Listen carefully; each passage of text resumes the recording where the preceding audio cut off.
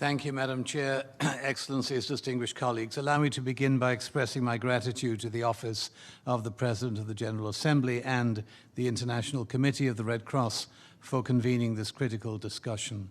I also extend my thanks to the esteemed panelists for their profound insights. Trauma, as a consequence of armed conflict, does not merely haunt the individual, it reverberates through families and communities, hindering reconciliation and development for generations.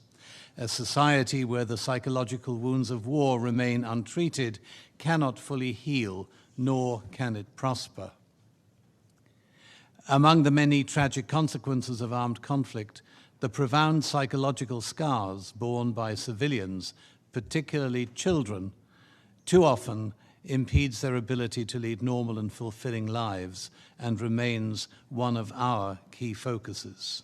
A stark example continues to be the ongoing conflict in Ukraine.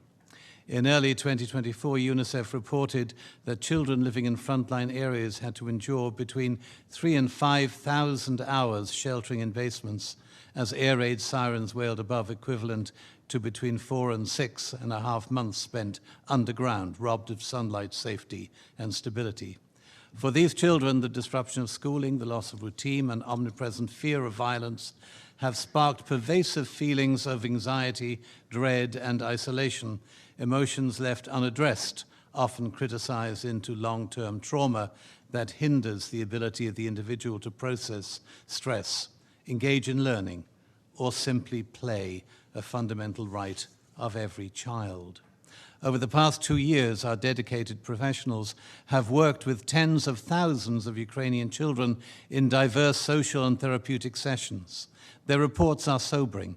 Beneath the surface lies a persistent tapestry of trauma, anxiety that shapes the worldview of these young minds.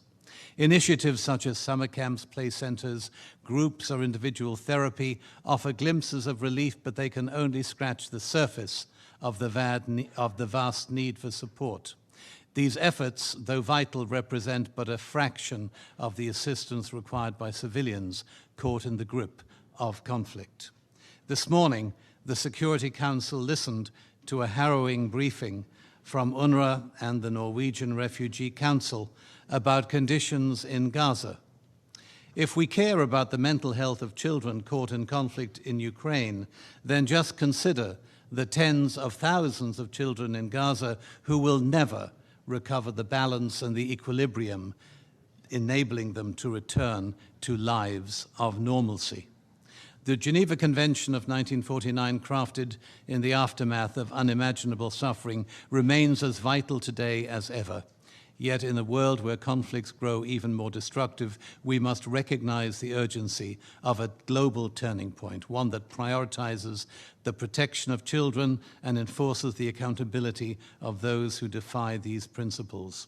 Let us not forget that those caught in the crossfire deserve the chance to live full and meaningful lives. And by upholding the principles of international humanitarian law, we not only safeguard those lives, but we also preserve hope, humanity, and the possibility of a future where dignity prevails over despair. Thank you, Madam Chair. I thank the observer of the Sovereign Order of Malta and give the floor